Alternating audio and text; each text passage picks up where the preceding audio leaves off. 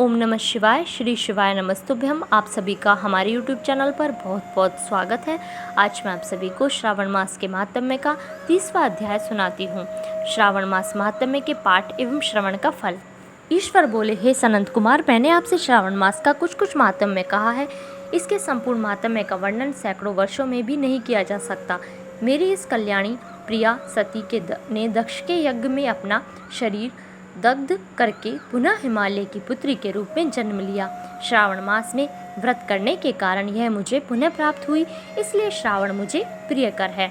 यह मास न अधिक शीतल होता है और न ही अधिक उष्ण होता है।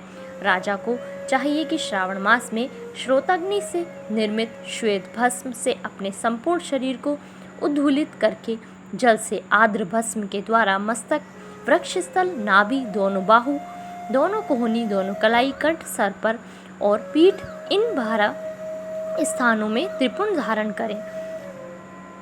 मानस्तों के मंत्र से अथवा सधोजात आदि मंत्र से अथवा षडाक्षर मंत्र ओम नमः शिवाय से भस्म के द्वारा शरीर को सुशोभित करें और शरीर में 108 रुद्राक्ष धारण करें। कंठ में 32 रुद्राक्ष, सर पर 22, दोनों कानों में 12, दोनों हाथों में 24, दोनों भुजाओं में 8-8, ललाट पर 1 और शिखा के अग्रभाग में 1 रुद्राक्ष धारण करें। इस प्रकार से करके मेरा पूजन कर पंचाक्षर मंत्र का जप करें।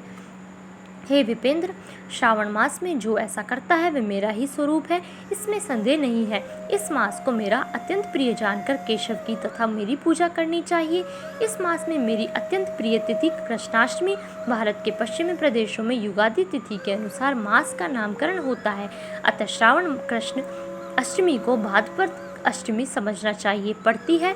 उस दिन भगवान श्री हरिदेवकी के गर्भ से उत्पन्न हुए थे। हे सनंत कुमार, यह मैंने आपको संक्षेप में बताया है। अब आप और क्या सुनना चाहते हैं?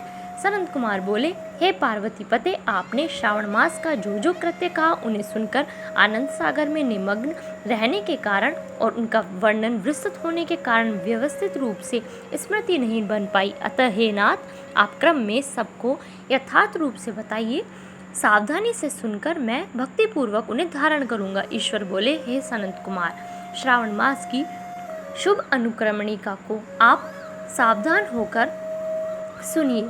सर्वप्रथम शौनक का प्रश्न, तत्पश्चात सूत जी का उत्तर, श्रोता के गुण, आपके प्रश्न, श्रावण की व्युत्पत्ति, उसकी स्तुति, पुनः हे मुने आपका विस्तृत प्रश्न, इसके बाद नाम कथन सहित आपके द्वारा की गई मेरी स्तुति, फिर क्रम से उद्देश्य पूर्वक मेरा उत्तर, पुनः आपका विशेष प्रश्न, उसके बाद नक्तव्रत की विधि, रुद्राभिषेक कथन, इसके बाद लक्ष्य पूजा विधि, दीपदान, फिर किसी प्रिय वस्तु का परित्याग, पुनः रुद्राभिषेक करने तथा पंचामृत ग्रहण करने से प्राप्त होने वाला फल, इसके बाद पृथ्वी पर शयन करने तथा मौन व्रत धारण करने का फल, तत्पश्चात मासोपवास में धारण पारणा की विधि, इसके बाद सोमाख्यान में लक्ष्य रुद्रवती विधि, पुनः कोटिलिंग विधान, इसके बाद अनोदन नामक व्रत कहा गया है। इसी व्रत में हविष्यानन ग्रहण, पत्तल पर भोजन करना, शाक त्याग, भूमि पर शयन, प्रातः स्नान, दम तथा शम का वर्णन, इसके बाद स्फटिक आदि लिंगों में पूजा